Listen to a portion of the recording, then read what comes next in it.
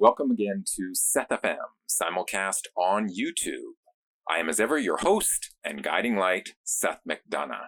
Now, as you know, ordinarily I enjoy sending my guiding slight to my natural nemesis at CBC Radio because I find them to be very woke without ever considering any counter-arguments to that woke ideology. Today, however, I'm annoyed to report that the host of CBC Radio's On the Coast actually did a decent job, I thought, of asking some more challenging questions of a cancel culture apologist, Dr. Hannah McGregor. And so I was impressed by that. However, I note that once again, CBC Radio didn't present a counter interview. That is, we only heard from one expert opinion on cancel culture from one side, and as ever, we didn't represent the honest criticism of those of us who criticize cancel culture. So in lieu of being invited on to present that counter argument, I would like to instead simply insert myself into the discussion with Hannah McGregor and Gloria Makarenko about cancel culture. And I'm delighted to delight you with that presentation now. Now, Harper's magazine published a letter this week. It called for an end to what is known as cancel culture. Many of the signatures on this letter were familiar to readers. Noam Chomsky, Salman Rushdie, Margaret Atwood, J.K. Rowling, who has recently experienced a cancel culture firsthand. So supporters called it a defense of free speech. Critics have called the letter elitist and out of touch. Our next guest is Hannah McGregor. She's a podcaster and an assistant professor of publishing at Simon Fraser University. Hannah, hi, good afternoon. Hi, thanks so much for having me. Yeah, thanks for having us. Well, it's interesting. We're framing this whole discussion around cancel culture, and this letter doesn't actually use the term cancel culture. Can you just explain where that term comes from? Sure. Yeah, absolutely. Sorry, go on, Dr. McGregor. Cancel culture is one of those terms that probably comes from the internet, almost definitely comes from Twitter, and generally is used to refer to what happens when there are consequences for things that people say. And like a lot of terms that get bandied about a lot on social media, one of the really tricky things with the term cancel culture is that a lot of us mean different things when we use the same term. And that gets us right at the problem with this letter, is that we're maybe talking about different things when we talk about people getting canceled. I'm not sure why we're laughing. But Dr. McGregor, I'm confused by why you're making it seem as though cancel culture is an ambiguous phenomenon. I think the meaning of cancel culture is quite clear from its title. It's a culture that tends to call for people to be canceled or removed from their jobs or platforms because of perceived moral transgressions, even if those supposedly bad behaviors or speech have nothing to do with the job or platform from which the offender is now exiled. Okay, so it depends on where you're coming at it, but what is generally understood by the phrase, being canceled? Yeah, being canceled means that you lose a platform. Exactly. Some way in which you have access to an audience or to speaking to people is taken away from you. It's usually the way that people are using it. Sometimes that means you lose a job. Sometimes it means that you're being criticized. Sorry, I lost you on that last one there, Dr. McGregor. Gloria, if I may, Dr. McGregor seems to have used the old Trojan horse trick there. That is, after listing legitimate worries that we cancel culture critics have, she added in at the end there the notion that we're also objecting to criticism itself, which would make us a rather anti-intellectual crowd because, of course, without criticism, ideas have no checks and balances. And I don't know about you, Gloria, but I've never heard any critic of cancel culture suggest that criticism is anything but a vital resource of a free society. But cancel culture is never just criticism. It's intimidation. It's compulsion. As the linguist Dr. Steven Pinker puts it, cancel culture essentially tells us, nice career you've got there. It would be a shame if anything happened to it. All right. So, what has prompted a statement like this from all of these, well-known authors for the most part? I mean, there's a lot of people that have signed this statement, public intellectuals and writers. Why now? Yeah, it's really hard to make any sweeping statements about the letter as a whole because there are a lot of signatories on that letter. And my guess is that they weren't all coming from the same place when they made the decision to sign it. Maybe, but sorry to interrupt again, Professor, but to be honest, who cares about the individual motivations of the signatories? Can't we just focus on their argument? Some people are coming from a sort of general theoretical defense of free speech as a principle they believe in, and some people are coming more from a place of feeling upset that there have been consequences for things they've been saying publicly. I don't quite understand, Professor McGregor, how you're reading the minds of the signatories. How do you know that's their motivation? Maybe some of these people were powerful enough to survive a cancellation attempt, but are worried about the rest of us. Or maybe you're right. Maybe they are upset about how they were treated. Would that definitively undermine their argument? A victim of a crime might advocate for victims' rights, but that insider experience doesn't necessarily mean their conclusions are wrong. So again, I propose that we focus on the arguments themselves instead of guessing at and then critiquing the alleged motivations of the letter writers. For example, as you pointed out, J.K. Rowling has been getting a lot of backlash to a lot of stuff she's been saying online, and she has absolutely called that cancel culture, which is kind of a wild claim to make when you're J.K. Rowling. Like, can you be canceled when you're still one of the richest people in the world? Yeah, of course a super rich person can be canceled. As you put it, being canceled means that you lose a platform. Some way in which you have access to an audience or to speaking to people is taken away from you. All of those things can and have happened to extremely rich people. Cancellation doesn't literally mean a person has been told to pack their bags and leave Earth. Instead, for instance, let's say cancel culture were to successfully call for publishers and or distributors not to deal with J.K. Rowling's new books. On your own definition, that clearly qualifies as cancel culture, since she's lost access to a platform. In any case, cancel culture doesn't have to hit every target to be successful. Instead, a culture of cancellation creates an environment where all of us see that if we step outside of line, we too might be put on cancellation row. Okay. But his letter does position the signatories on the side of free speech, doesn't it? Calling for less censorship, strengthen democracy, the open exchange of information. So why do you think so many people who are also calling for those things, strengthen democracy, open exchange of information, why have so many people found fault with this letter? Yeah, I'd like to know that too. Is there an argument against the letter's actual content? Yeah, I think the issue that really sort of is at the heart with why people have been criticizing the letter is the examples that the letter actually gives when it starts to point to, what cancel culture or what lack of free speech means for the signatories of this letter. Can I read a little bit of it just so we can, because I think please. This is pointing to what you're getting at here. So Yeah. second paragraph, the free exchange of information and ideas, the lifeblood of a liberal society, is daily becoming more constricted. While we have come to expect this on the radical right, censoriousness is also spreading more widely in our culture. An intolerance of opposing views, a vogue for public shaming and ostracism, and the tendency to dissolve complex policy issues in a blinding moral certainty.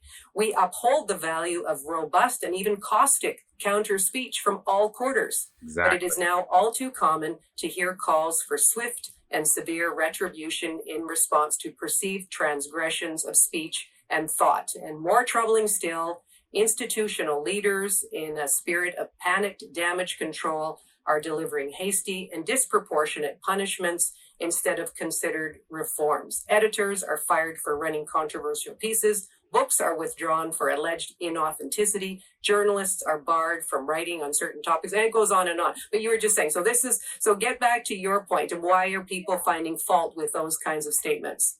Yeah, so I think when we get to the examples that we see the problem. I don't think anybody would deny that there is that there are consequences to speech that sometimes silence people.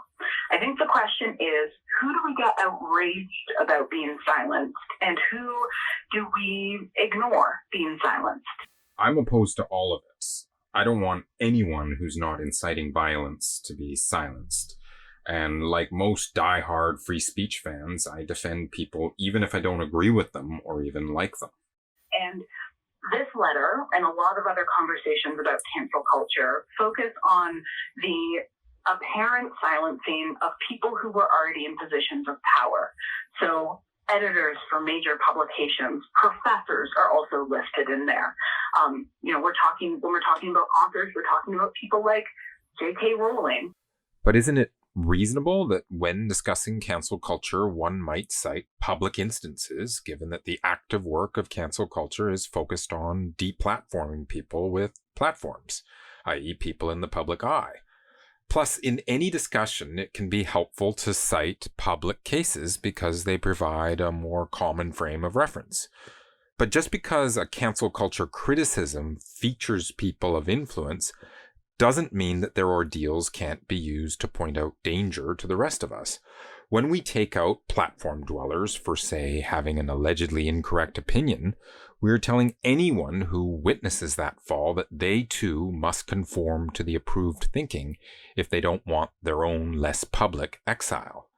And so when we point to those people and say those people are being silenced and this is a problem, that does a couple of things. One, it frames cancel culture or silencing as something that happens to powerful people with access to very public platforms who are in most cases facing actually almost no real consequences for their speech beyond criticism. I'm sorry to interrupt again, but no consequences beyond criticism?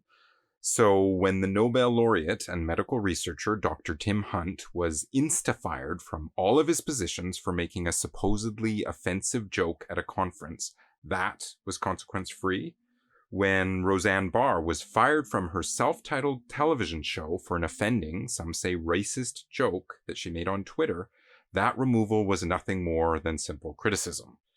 When the editor of the New York Review of Books resigned after cancel culture pressure for publishing an essay by Jian Ghomeshi about his own experience of being cancelled, that too was nothing serious. There are many examples of clear, real-world consequences of cancel culture for people in the public eye. But once again, perhaps the most dangerous aspect of cancel culture is actually its ability to scare the rest of us into line. And the other thing it does is ignore the fact that in order for a lot of people in elite positions to get into those positions in the first place, a lot of other people were silenced along the way. It's not a coincidence that the vast majority of people in powerful positions in cultural industries are white cis people. Yeah, historically, bigotry has played a terrible role in deciding positions of power. And if you still think there's a bigotry problem in selecting our leaders, please give us examples and let us know if you have any healthy ideas for dealing with them. But I'm pretty sure that that same history will back me up that restricting free expression is a dangerous solution, no matter how genuine the problem. Well, I'm reading through the rest of the letter here, what you're talking about here about the people in power, and that's what, puts them in that place, and oh dear, we're trying to silence them. But the last paragraph of the letter says this stifling atmosphere will ultimately harm the most vital causes of our time. The restriction of debate, whether by a repressive government or an intolerant society, invariably hurts those who lack power and makes everyone less capable of democratic participation. So they're singling out the people who don't have power. What do you make of that? Mm-hmm. Now, it seems like a bit of a rhetorical reversal for me because none of the examples that they've given have been examples of people who lack power. Dr. McGregor, I don't really understand your apparent contention that if an example involves people with power, then the principle illustrated by that example must not be meant to defend everyone. That said, I do believe that there is a problem where people who lack power say things that are unpopular and are silenced as a result of it. If I may speak for the group, those of us who are opposed to cancel culture are very much opposed to that too. So if you have examples you'd like to add to our list, that'd be great. And I think that there are people who are writing in really smart and important ways about that very topic. I would point to Kai Cheng Tom's excellent book, I Hope We Choose Love, which is absolutely thinking through the problem of dogmatic politics within social justice movements. That actually sounds really interesting. Thank you. And she's really saying, why do these cultures emerge, especially around social justice, where we tend to get really strict and over-controlled about the language that we want to use, and often quite reactionary when people make errors. And the people who get, quote-unquote, canceled in those contexts are often people who are very vulnerable, trans women, women of color. But I'm not convinced that letter is taking these issues seriously. I'm not convinced the letter is coming from the place of wanting social justice and wanting us to take a good look at how we're treating our communities. It seems to me to be coming from a place of wanting to be able to maintain positions of cultural authority and power. Again, Professor, I don't really care about the motivations of the letter writers. That's for them and their therapists to consider. I'm more concerned with whether their arguments and your counter-arguments are any good. And correct me if I'm wrong, but when you say, I'm not convinced the letter is coming from a place of wanting social justice, you seem to be saying that you're in favor of free speech so long as it's arguing for the same particular social causes that you support. And that brings us to the crux of the matter. If morality were simple and obvious, it would be easy to sort voices into platform-worthy and cancel-worthy. But since most moral issues are complex, limiting who gets to discuss them just to those who agree with your or my particular version of social justice may stunt the conversation in a direction that has serious flaws, even if they're not obvious to you or me. Well, the line that I just read, the point about this culture of public shaming is harming, and the quote was, the most vital causes of our time by stifling rigorous social and political debate. Is there any value in that critique? Yes, thank you. I mean, yes and no. I hear in that critique particularly conversations we've been having about anti-Black racism and conversations we've been having about transphobia, and a concern that I hear almost exclusively from white people and from cis people that we ought to be allowed to treat these issues as debatable. That white people should be allowed to say, like, well, does anti-Black racism exist? And cis people should be allowed to say, oh, well, are trans people real? And that is vital to these movements. And I'm not convinced by that basic premise. I'm not convinced that, my opinion as a cis person is vital to trans rights. I think there's a flawed premise right from the get-go in that claim. I'm sorry, but that is a scary argument. Professor, not only are you treating certain arguments as infallible, i.e. not eligible for criticism or debate or even data checking, you're also utilizing racial and gender profiling as your means of sorting unassailable from cancelable. Are you sure that's the principle you want? That doesn't mean that the general need for open speech and for people to have access to platforms isn't super important in these vital issues. I'm just not convinced that the people who desperately need the platform are the people who signed this letter. And once again, Professor, your focus is on who wrote the letter instead of what they wrote. Please note that Gloria pointed out that the Harper's letter writers argue that public shaming is limiting discussion on crucial topics. And yet your response to that is essentially, well, I don't know about that, but these people shouldn't be the ones pointing it out. Not only is that anti-intellectual, Professor, but it's also self-contradictory since some of the signatories to the letter are of the very race that you say are allowed to speak on these matters. Okay, so as an academic, Hannah, how would you like to see these issues discussed? Here on the radio, on campus, or in a wider public arena? Yeah, the issue that I often see when people jump into the whole free speech debate is that people are often really focused on the idea of being able to say whatever we want. When I think for a lot of us, especially those of us who have traditionally had a lot of access to free speech, that the question right now might be a question more of listening and reading and trying to educate ourselves really well, maybe giving platforms where we have them to people whose voices haven't been historically heard on those platforms.